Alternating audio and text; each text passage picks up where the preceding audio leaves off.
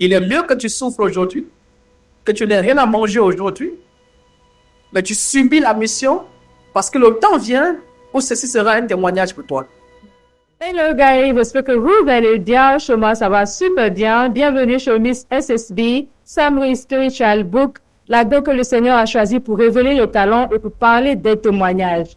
Aujourd'hui, j'ai avec moi Pasteur Lumière, un homme de Dieu, un prophète que le Seigneur a choisi pour annoncer son évangile. Aujourd'hui, Pasteur Lumière va nous présenter son ministère, va nous parler un peu de sa périple, de comment il arrive en Côte d'Ivoire pour établir un ministère, le ministère international de la grâce. Bonjour, Pasteur. Bonjour. Comment vous allez? Je vais bien par la grâce de Dieu. Alors, je suis vraiment très heureuse de vous recevoir à mon podcast. C'est partagé. D'accord, donc on va vous laisser vous présenter. D'accord, ça marche. À l'état civil, je suis Kwande Yannick Lumière. Voilà, Lumière, c'est bel et bien mon prénom. Oh. Voilà, et je suis le fondateur du ministère international de la grâce. Voilà, je suis diplômé en théologie. J'ai une licence en prédication. Wow. Voilà, je suis aussi quelqu'un qui est dans le métier du journalisme également aussi. Voilà, donc voilà un peu qui je suis en un mot. Et j'ai toujours la passion pour gagner les âmes. J'ai la passion de parler de Jésus. Ça fait aujourd'hui, c'est pas trop beaucoup, mais 16 ans que je suis prophète et que j'annonce la parole de Dieu dans le monde entier. Je fais quelques pays tels que le Gabon, le Cameroun, le Togo, le Congo et bien d'autres pays. Wow. Aujourd'hui, je suis en Côte d'Ivoire pour apporter la même lumière ici en Côte d'Ivoire. Wow. Vous parcourez la terre pour annoncer l'évangile. Exactement. Je suis vraiment en train d'accomplir la mission de notre Seigneur Jésus. Lorsqu'il a déclaré dans les évangiles, allez partout le monde et faites de toutes les nations les disciples. Donc c'est cette mission que je porte sur mes épaules. Aller de pays en pays, de ville en ville, de lieu en lieu, comme le acte des apôtres qui dit que vous serez mes témoins à Jérusalem, en Samarie et jusqu'aux extrémités de la terre. C'est le tour de la Côte d'Ivoire de recevoir le prophète Lumière pour annoncer le message que je porte à travers ce ministère que Dieu m'a donné. Et tout à l'heure, nous serons le ministère, la particularité du ministère du Pasteur Lumière. Alors, Pasteur Lumière, vous quittez votre pays d'origine et vous arrivez en Côte d'Ivoire. Est-ce qu'on peut avoir un petit témoignage, juste un petit témoignage, un beau témoignage de tout ce que vous avez pu rencontrer ici en Côte d'Ivoire, tout ce qui est comme challenge, tout ce qui est comme défi, s'il y a aussi de bon côté. Elle veut aussi savoir. Elle est curieux, on veut savoir. Il faut avouer déjà que la Côte d'Ivoire, c'est un bon pays. Voilà. En général, la Côte d'Ivoire m'a bien accueilli. Et j'ai toujours aimé la nourriture ivoirienne. Voilà, telle que sauce graine. Et à Tchéké aussi. Voilà, j'ai aimé les mets ivoiriennes. Mais il faut avouer que quand j'arrive en Côte d'Ivoire, ça n'a pas vraiment été facile. Vous quittez de quel pays à tel pays pour arriver en Côte d'Ivoire? Quand je viens en Côte d'Ivoire, je quitte du Cameroun. Du Cameroun. Voilà, c'est vrai que j'étais au Congo, Kinshasa. J'ai fait escale au Cameroun, en fait. Voilà, en m'arrêtant au Cameroun, c'est du Cameroun où je viens en Côte d'Ivoire. Il faut avouer que ma venue en Côte d'Ivoire est par révélation. Parce que, étant au Cameroun, je battais sur le Gabon, qui est mon pays normalement. Je battais au Gabon. Et pendant que j'étais couché dans ma chambre d'hôtel, le Saint-Esprit me dit, tu n'iras plus au Gabon, mais tu iras en Côte d'Ivoire pour annoncer ce message que je t'ai donné. Et j'ai commencé à réfléchir pour dire, bon, je vais aller en Côte d'Ivoire, c'est un pays que je ne connais pas. Je n'ai jamais été en Côte d'Ivoire. Comment cela va se faire? Un peu comme Marie demandait à l'ange. Les gens perdaient le Messie, mais comment cela se fera? Comment cela va se faire? Et c'est cette question qui est revenue à tout moment. Il faut avouer que, financièrement parlant, je n'avais pas les finances qu'il me fallait pour prendre un visa, pour acheter un billet d'avion aller-retour. Parce que normalement, quand tu pars dans un pays qui n'est pas ton pays, il faut acheter un billet d'avion aller et retour. Et le montant était colossal. De l'Afrique centrale à l'Afrique de l'Ouest, le montant était élevé. C'était à l'époque de Covid. Donc, il fallait faire les tests de Covid. Donc, les dépenses allaient être colossales. Et je n'avais pas ce moyen sur moi pour venir en Côte d'Ivoire. Il faut ajouter que, même étant à l'hôtel, je devais déjà 2 jours parce que j'ai fait 1 mois à l'hôtel au Cameroun. Donc, je devais l'hôtel déjà. Annoncer l'évangile. Oui, Ok. je devais déjà 2 jours à l'hôtel et je n'ai même pas pu payer. C'est aussi la grâce de Dieu. Le propriétaire de l'hôtel, il m'a aimé comme ça. Il dit, bon, monsieur, ça fait 1 mois que vous êtes ici. Les 2 derniers jours-là, vous ne payez pas. C'était le premier témoignage. Ça s'avère même que vous n'avez pas l'argent, son frère. Je n'avais pas l'argent. Ah. C'est comme ça, j'ai un ami qui est en Allemagne. Celui qui m'appelle et on cause. Pendant qu'on cause, je lui dis, voici la vision que Dieu me donne. Parce qu'il savait que je devais aller au Gabon. Mais je dis, non, Dieu me demande d'aller en Côte d'Ivoire et je ne sais pas comment faire. C'est cet ami qui va m'envoyer 1 million de francs CFA et dit, je paie ton billet d'avion, je paie ton visa, je paie tes tests de Covid et je mets tout à ta disposition. Ah, quand Dieu te voit, c'est clair, il met la provision. Exactement. Il est notre Dieu qui donne la mission. Il est aussi notre Dieu qui donne la provision de cette mission. C'est comme ça que je veux entrer en contact avec un ancien ami qui est un ami d'enfance, qu'aujourd'hui, il est mon petit frère. Si on ne te dit pas que c'est un ami d'enfance, tu crois vraiment que c'est mon petit frère biologique. Et c'est lui, j'appelle et je lui dis, en fait, tu vas m'accueillir chez toi parce que je viens en Côte d'Ivoire. Il n'a même pas posé des conditions. Il m'a dit, d'accord, viens. Une année de face, on veut comprendre. Il a été au Gabon. Oui, au Gabon. Il a été au Gabon. On a grandi ensemble. Il a aussi donné. Non, lui, il est sud-africain. Il est sud-africain, mais il vit en Côte d'Ivoire. Il vit en Côte d'Ivoire. La Côte d'Ivoire est un pays béni, hein. La Côte d'Ivoire. Italie et sud. Exactement, exactement. Et c'est comme ça, il me dit, viens. Et j'arrive en Côte d'Ivoire par l'invitation qu'il m'envoie. Et c'est comme ça que j'habitais chez lui. Et il faut avouer que j'ai fait presque 1 an d'abord, sans prêcher la parole, sans aller dans aucune église, parce que je demandais à Dieu de me donner la direction. Et j'ai eu des hauts et des bas. Moi qui étais habitué auparavant, là où j'étais avant, d'avoir un petit déjeuner le matin, de manger à l'heure que je veux, j'avais le logement à ma disposition, j'avais même des véhicules qu'il fallait prendre de temps en temps à ma disposition. Mais je viens où 500 francs devient pour moi du luxe en fait. Wow. Quelqu'un qui pouvait aller dans n'importe quel restaurant de la ville et manger un mec qu'il voulait. Mais j'ai tout perdu tout ça parce qu'il fallait obéir à la belle que Dieu m'a donnée. Il faut avouer qu'avant cela, j'ai fait 12 ans dans une organisation de la place, que je vais pas citer le nom. En Côte d'Ivoire ici. Cette organisation est aussi ici en Côte d'Ivoire. Ok. C'est dans le pays où je reviens. C'est là-bas où j'étais missionnaire pendant plus de 12 ans. Ok. Donc c'est de là-bas que j'étais missionnaire et pour retourner au Gabon, mais Dieu me dit va en Côte d'Ivoire parce que c'est là-bas où je vais te bénir et c'est là-bas où le message que je t'ai donné pour enseigner va être enseigné. Ok, on veut comprendre quelque chose. Oui. Vous démissionnez parce que le Saint-Esprit vous demande d'aller en Côte d'Ivoire ou vous aviez démissionné parce qu'il y avait quelque chose qu'on doit peut-être savoir? Oui, il faut avouer qu'il y a eu beaucoup de problèmes dans cet endroit-là. Il y a eu beaucoup de problèmes et nous avons essayé un temps peu de résister à ce que le Saint-Esprit nous proposait. Parce que quand le Saint-Esprit te demande de quitter quelque part, si tu insistes de rester, il va créer un problème qui va faire en sorte que cette séparation va avoir lieu. Ouais. Lorsque Dieu demande à Abraham de se séparer avec Lot, Abraham n'écoute pas. Mais il a fallu qu'il y ait une confusion entre les serviteurs de Lot et les serviteurs d'Abraham pour que la séparation puisse avoir lieu. Yeah. Donc Dieu crée toujours quelque chose. Peu importe ce qui va arriver, c'est Dieu qui crée qu'il y a cette séparation pour que tu puisses voler de tes propres ailes. Il faut avouer que dans cet endroit, on avait un confort qui nous permettait de ne pas quitter.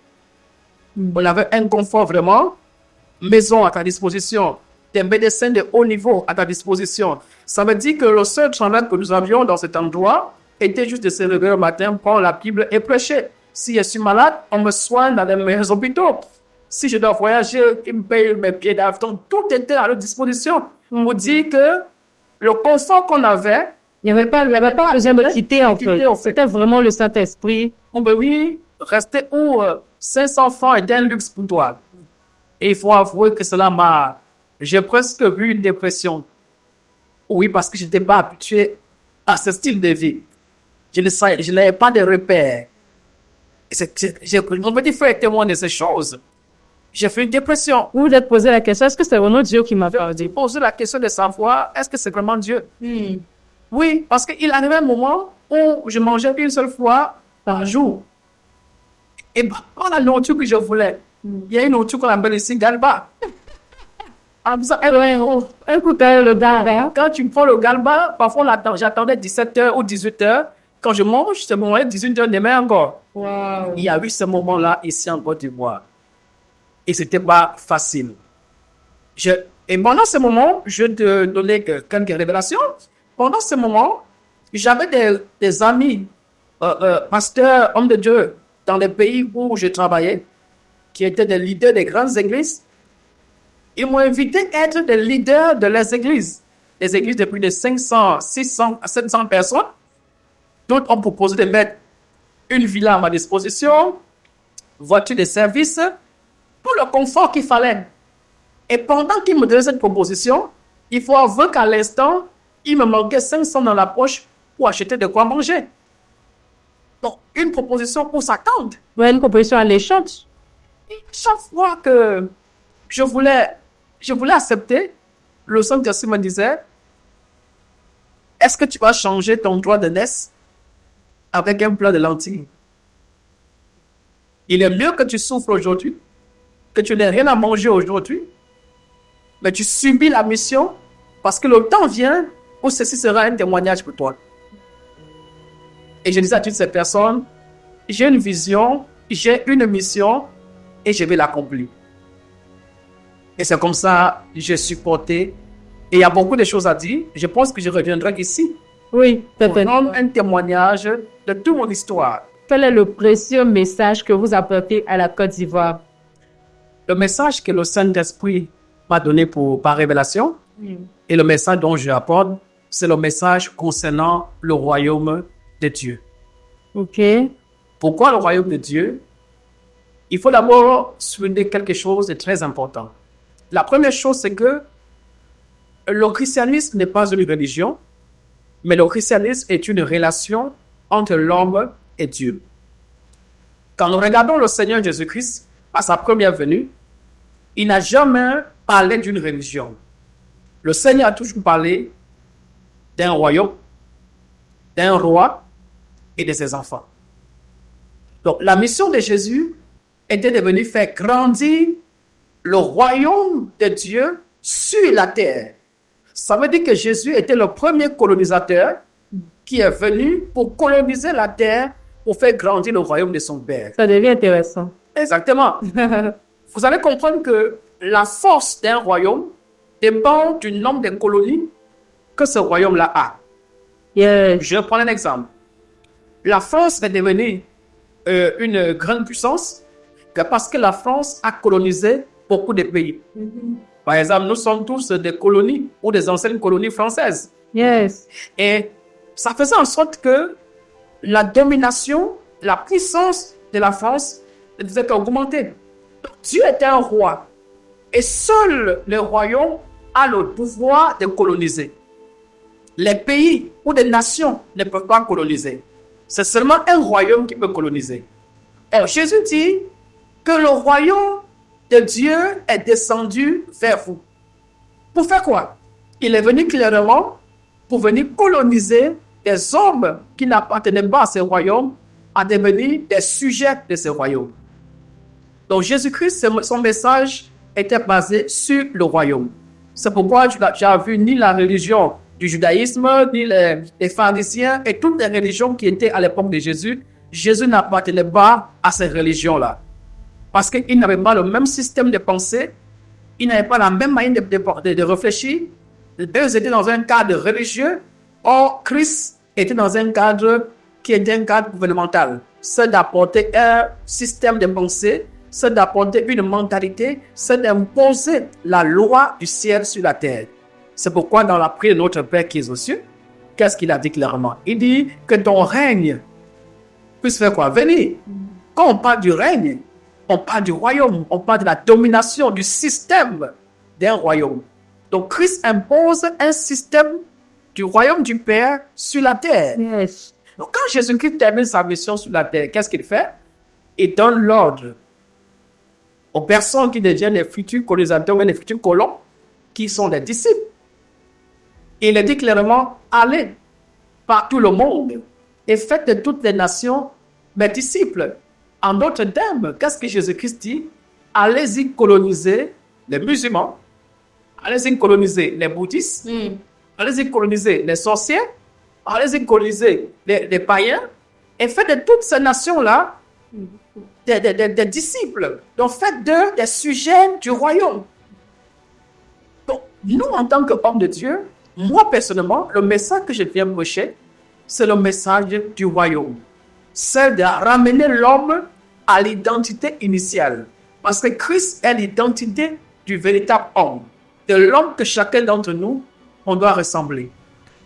Et comment ces hommes arriveront à être comme Christ s'ils n'ont pas écouté le message qui transforme?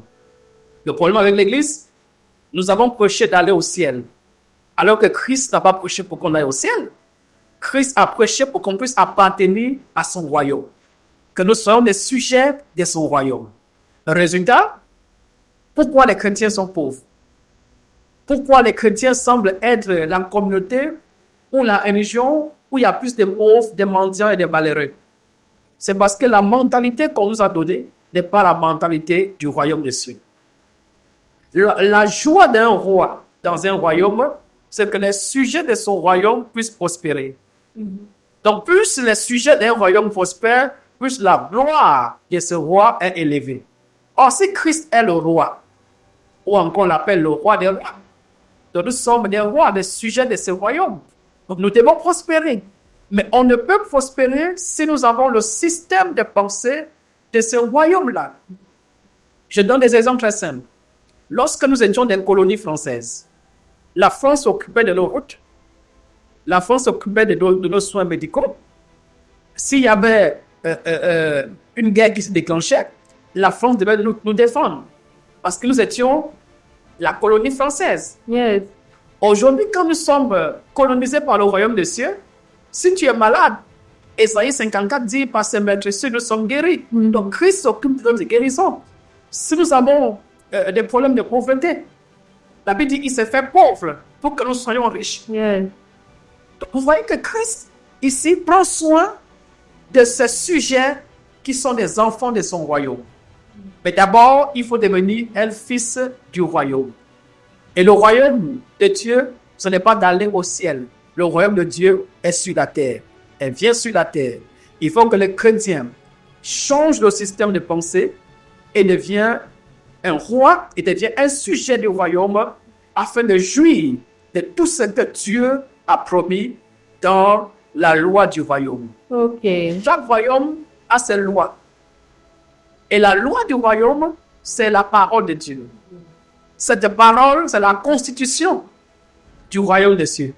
C'est pourquoi il y a des promesses et il y a des interdits. Et il faut comprendre que les interdits, c'est ce qui fait en sorte que beaucoup d'enfants de Dieu aujourd'hui échouent. Ils n'arrivent pas à prendre possession pleinement de ce que Dieu lui a donné. Et Dieu m'a dit, va et enseigne ses secrets. Enseigne les secrets du royaume.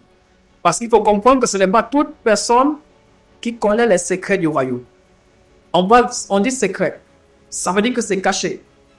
Et une chose qui est cachée, il faut que celui qui sait où cela est caché puisse révéler à ceux qui ne le savent pas. Et Dieu m'a dit, va révéler ces choses. Va révéler ces secrets aux enfants de Dieu. Le système de pensée, dites-leur de ne pas juste prier pour aller au ciel. Dites-leur de prier pour que le ciel vienne sur la terre. Regarde l'Apocalypse, la fin de la Bible. On dit que la ville sainte va descendre. La nouvelle Jérusalem. Ça descend du ciel vers la terre. Donc, on ne doit pas chercher à aller au ciel, mais on doit chercher à faire descendre le ciel sur la terre. Mais il faut être un sujet du royaume pour connaître comment le royaume fonctionne. Et c'est ce message qu'enseigne aux enfants de Dieu.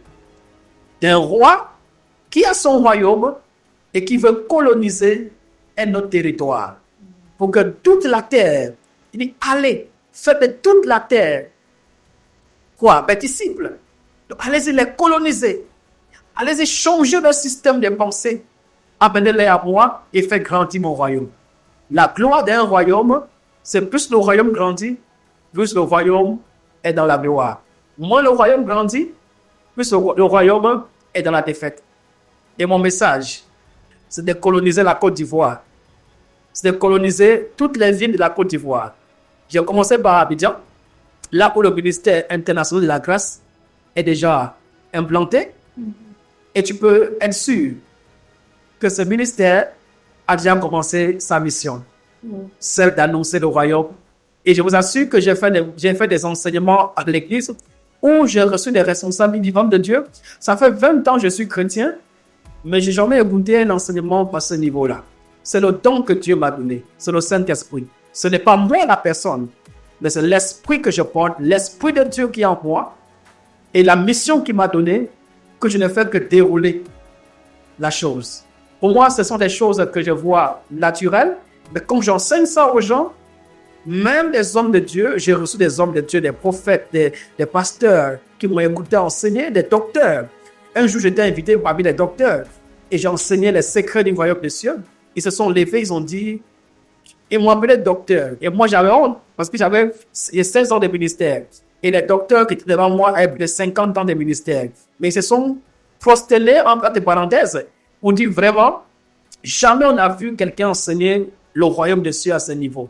C'est parce que pour moi, c'est la mission que Dieu m'a donnée. Et ça vient naturellement. Cela ne signifie pas que je n'exerce pas d'autres ministères comme délivrance, les dons de délivrance, les guérisons ou les prophéties. Ça, c'est juste les bénéfices de ce que Dieu m'a donné en plus. Donc, voilà un peu la mission, le message que je porte pour la Côte d'Ivoire et pour le monde entier. Wow, les secrets du royaume des Le secret du royaume des cieux.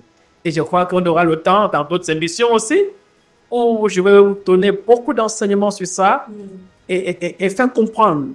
Je ne suis pas venu pour faire changer quelqu'un d'église. Ça, ce sont des polémiques que j'ai reçues quand je suis arrivé en Côte d'Ivoire, par exemple.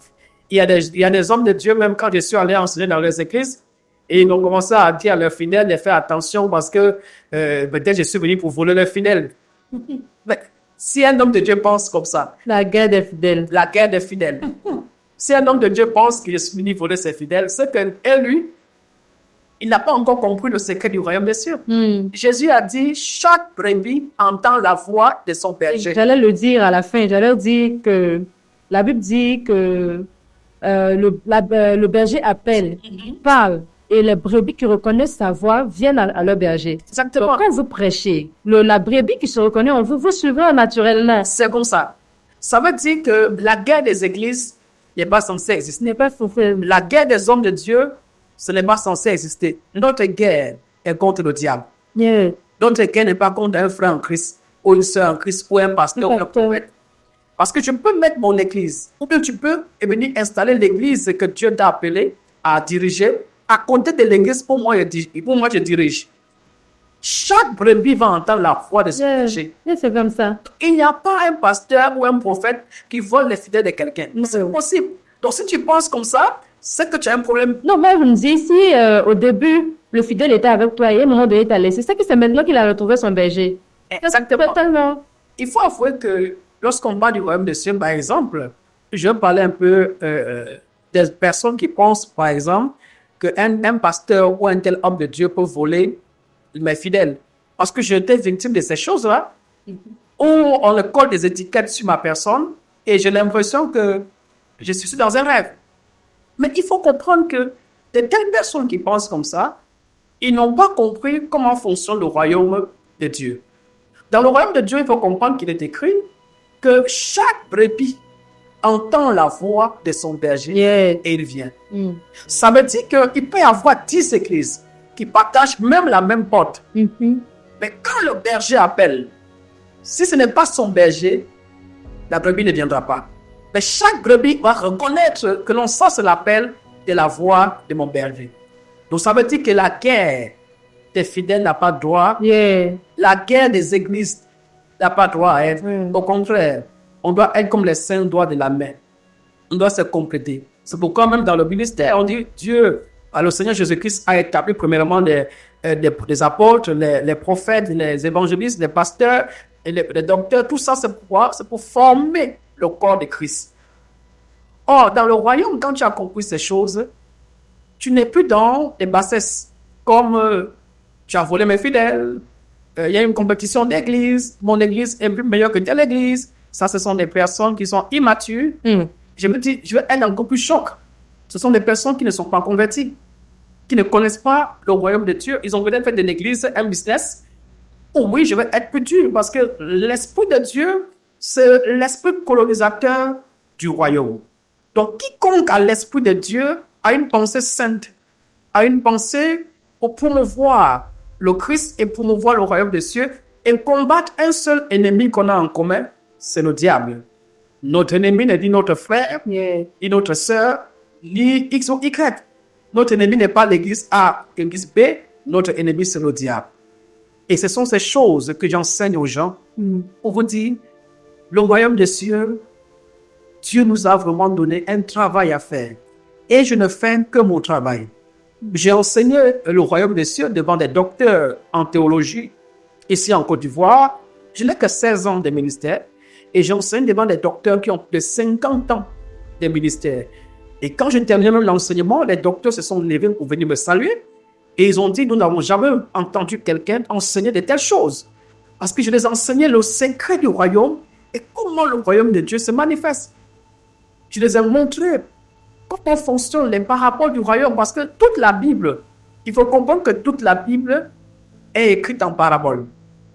C'est pourquoi personne ne peut lire la Bible s'il n'a pas la révélation poussée par l'esprit du royaume. Et tu vas comprendre que depuis la Genèse jusqu'à l'Apocalypse, c'est comme une maison, de la fondation à la toiture. Donc, de la Genèse jusqu'à l'Apocalypse, ça se complète. La Bible se complète. Okay. Il faut comprendre que tout ce qui existe a déjà existé. Mais comment Dieu fonctionne? Dieu ne fonctionne qu'en 3 manières. Il ne fonctionne qu'avec, premièrement, il fait le choix. Deuxièmement, il fait l'alliance. Troisièmement, il établit, il donne un royaume. Quatrièmement, il amène la prosélyture à grandir.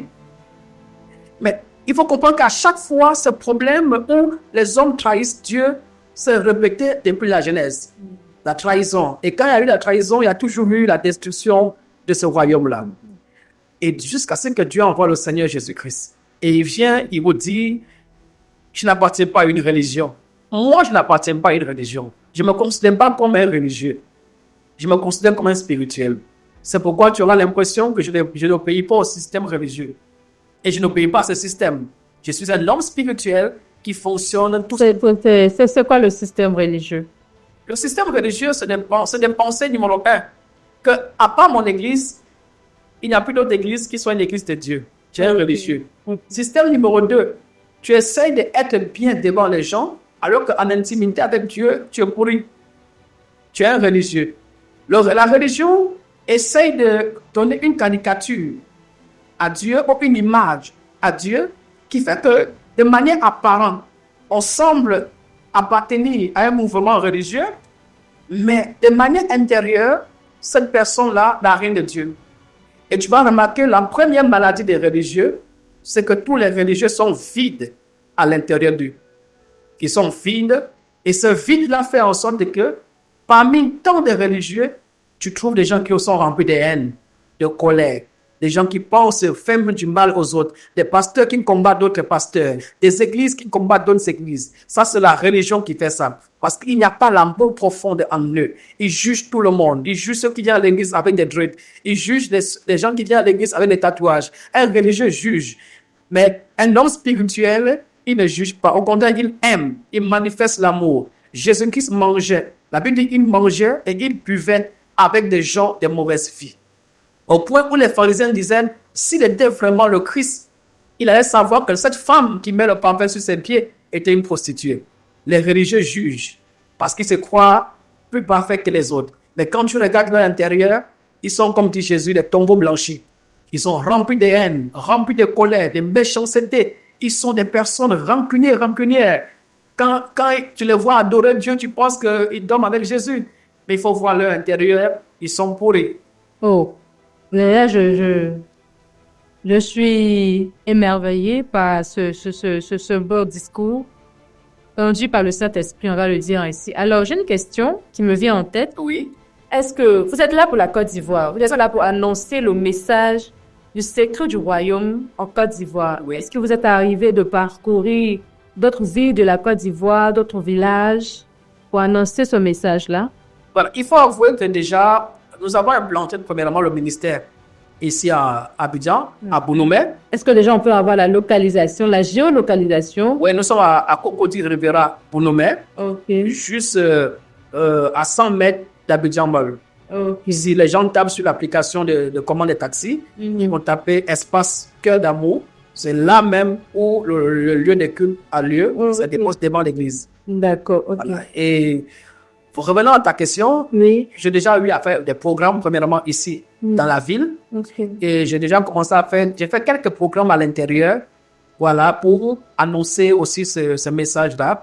Mais il faut avouer que je ne me suis pas encore déployé totalement, parce que l'évangélisation, elle coûte très cher. Yeah. L'évangile est gratuit, de fait, mais l'évangélisation coûte très cher. Ah, c'est Seigneur. Les moyens de transport, les moyens de flyers, même toute une équipe qui m'a accompagné. Ouais. Il faut avouer que on n'a pas de sponsor si ce n'est pas Jésus-Christ. Yeah. Mais c'est le meilleur sponsor, hein? Exactement. Ah, ça- Et c'est pourquoi on essaie d'aller à son rythme, Pas à pas à pas. Ok. Et il faut avouer que j'ai l'avantage parce que je suis encore très jeune. Oui. Et donc, j'ai encore une de la fougue qu'il faut. En parlant de jeunesse, il y a une question qui me vient en tête. Je suis pour vous curieuse. Oui. Est-ce que vous êtes marié? Je ne suis pas encore marié, D'accord. mais je suis dans le processus. Vous avez le processus. Voilà.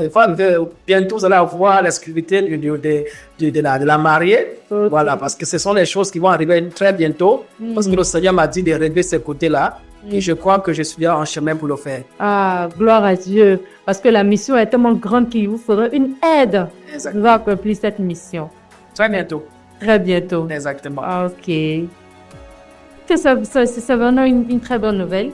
Je suis heureuse de savoir que vous êtes dans le processus et que le Seigneur vous fait la grâce d'accomplir cette grande mission. Cette grande mission.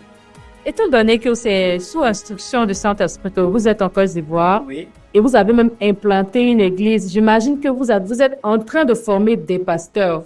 Parce que si là, tout de suite, le Saint-Esprit vous dit, pasteur Lumière, vous avez assez donné de la lumière au Côte d'Ivoire, allez-y, peut-être au Burkina, au Canada, pour aller annoncer l'évangile. Vous êtes prêt à abandonner tout ce que vous allez faire pour repartir dans un autre pays? Il faut avouer que le nom du ministère, c'est le ministère international de la grâce. Yeah. Ça veut dire que cette grâce est pour toutes les nations, pas juste pour la Côte d'Ivoire. Mais la Côte d'Ivoire, je veux dire, c'est mon quartier général, mon QG. C'est là où le siège est implanté. Mais à partir de la Côte d'Ivoire, je veux me déployer non seulement dans la Côte d'Ivoire, mais me déployer également dans d'autres pays. C'est pourquoi on doit former les disciples. On forme les disciples afin de les envoyer pour apporter le même message que tu donnes. Ou on forme les disciples afin qu'ils puissent vous remplacer là où vous êtes. Et tu es sûr que ce disciple va donner le même message et tu t'envoies dans d'autres endroits pour apporter encore ce même message-là. Comme Paul, Timothée, Titre, etc. Paul allait de lieu en lieu, il formait, il laissait le Timothée quelque part, il continuait, il formait, il laissait Titre quelque part, il continuait, il formait. C'est pour ça. C'est cette mission-là que j'ai. Je n'ai pas peur, moi, d'aller dans n'importe quel endroit. Quand je partais au Congo en 2018, il y avait la guerre au Congo. Mais je suis parti. Je me rappelle qu'en descendant de l'aéroport, ma première fois, je voyais des douilles au sol à l'aéroport. Wow. Et depuis que je suis là, je voyais ça à la télévision seulement, dans les films américains. Mais pour la première fois, je vois ça. Je vois des policiers avec des kalachnikovs. Ce sont des choses que À l'aéroport. voilà, que j'ai jamais vues. Donc, quand je suis arrivé pour la première fois, mais je tremblais. Mais j'avais un courage au plus profond de moi pour dire, tu es là pour annoncer la parole de Dieu. Et j'ai fait 2 ans et 6 mois là-bas. Et j'ai aimé ce pays, le Congo, Kinshasa. Peut-être, je vais encore retourner pour le message du royaume que je prêche et pour implanter aussi un ministère là-bas, si Dieu le veut. Waouh, waouh. C'est vraiment une très belle émission. Le secret du ministre, le secret du royaume, messieurs. Oui. Wow. Alors, d'après nous sommes déjà au thème de notre émission. Merci. Alors, j'aimerais vous lancer l'honneur ou encore le privilège de dire un mot à quelqu'un qui vous a écouté et qui vraiment a été impressionné par ce message qui est le secret du royaume des cieux. Alors, quel mot vous pouvez lui dire?